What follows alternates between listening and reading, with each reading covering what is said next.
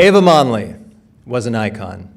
In her 50-year career, she pretty much pioneered the path for location professionals and in the process contributed to some of the greatest and most ambitious films of the 20th century. As a child, she and her mother escaped from Nazi Germany to a small farm in Kenya. While working as a secretary in Nairobi, she was hired by MGM to help scout locations for King Solomon's mines. Her knowledge of Africa was so extensive that she became the go-to person for the many epic Hollywood and British films shot on that continent. Many of the greatest directors of Hollywood's golden age, notably Otto Preminger, John Huston, and David Lean, relied on her expertise, working on such classics as Exodus, The African Queen, and Lawrence of Arabia. You might have heard of it. The Location Managers Guild presents the Eva Monley Award to an industry-related professional who embraces the work of location professionals in whose films locations are integral to the storytelling.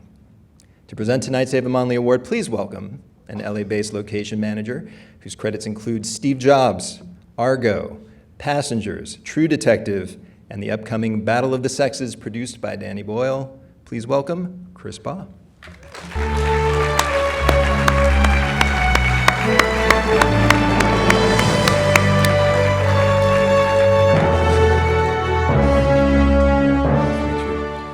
Good evening, everybody. By all rights, Danny Boyle should have been a priest, a good Irish lad whose parents came from County Galway. He had worked as an altar boy for 8 years, and his mother had hoped that he'd dedicate his life to the church. But it was with the encouragement of no less than a local priest, his life took a different path. Unknowingly, he found himself in a very rare fraternity of men who turned from the seminary to the director's chair. That frat includes Martin Scorsese, John Woo, and M. Night Shyamalan. Danny's earliest films, including Shallow Grave, Trainspotting, brought new life to the British cinema. His successes grew bigger, and a decade ago, Slumdog Millionaire made him one of 9 directors who won the Big Four, Golden Globe, Directors Guild, BAFTA, and Academy Award. Looking at his films, which include 127 Hours, Steve Jobs, and Trainspotting 2, it's evident that he creates more than thrilling stories. He creates new ways of looking at the world. I've had the great honor of working with Danny, and I've found him not only to be an extremely creative filmmaker, but collaborative, respectful, and an all-around class act. He understands the importance of locations as the foundation of visual storytelling, incorporating the real world into his story to effectively elevate its impact. I think we're ready for a little video. Let's turn to the man himself and speaking from an undisclosed location, Danny Boyle.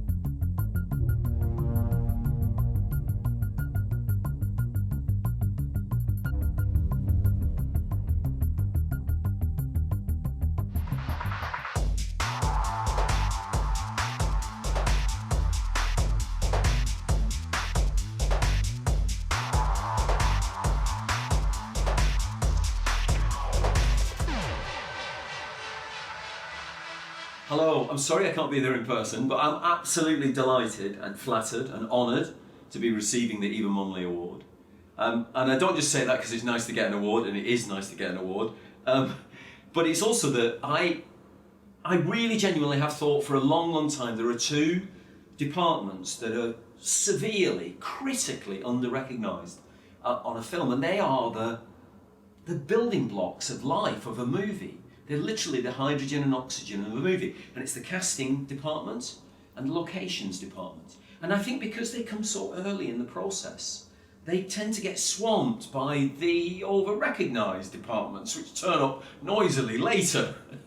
And they're all great and they're really essential, but there's something fundamental in those two beginnings, and particularly locations. And I think the studios move out from protected environments into real locations, and the expressive power of real locations, what you can actually contribute to a movie through that, is a fundamental growth, huge growth, like moving from black and white to colour. It's that fundamental in the life of films. If you can imagine what it would be like to only see created environments rather than harnessed real environments. So I'm very, very honoured to receive this award, and especially in her name, in Eva Monley's name, because I've read a little bit about her and I understand she worked extensively in Africa and Asia. And one of the films I did for which we got a lot of recognition was Slumdog Millionaire, and we took that principle of moving from the studios, where in India they still shoot very much in studios because they find it very difficult to handle all their film stars out in the real world, so they tend to build everything. But we insisted on shooting in real slums in India, and the teeming, extraordinary complexity of life that you got there comes across in the film and enhanced our film, really.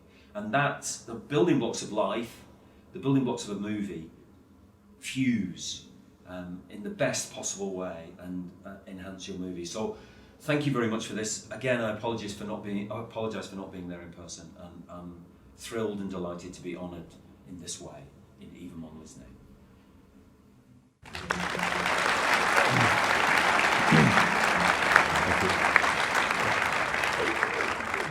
Unfortunately, Danny could not be with us tonight, but accepting on his behalf, please welcome a man with whom I've worked with on Passengers, a film which was nominated for an Academy Award for Best Achievement in Production Design. His work has won many awards, actually, from organizations such as the BAFTA, LA Film Critics Award. It's actually, I think it was his second Academy Award nomination after Inception.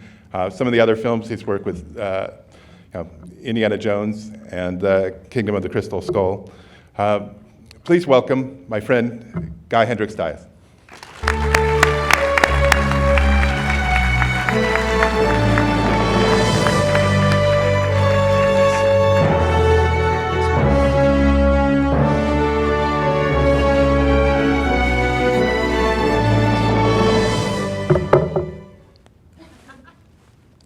Stay.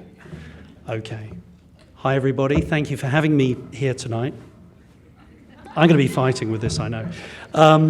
So I think when Danny said some of the more noisy departments, I'm going to have a word with him later, because I think he was talking about my department, production, design, art, direction. So I came in here earlier tonight to have a go at the teleprompter, and I was absolutely awful at it. So now I'm going to do my best to look as natural as I can while reading from a piece of paper, so forgive me.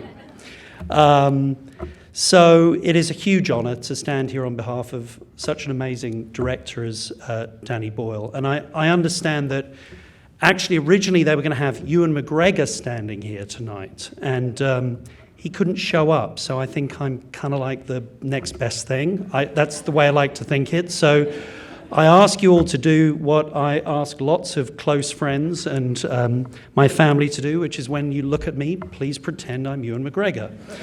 I have to say, personally, about locations, and those that have worked with me will know that I'm speaking from the heart here. It's a real opportunity to stand at a podium in front of you and just let you know how important you are to the process of making films.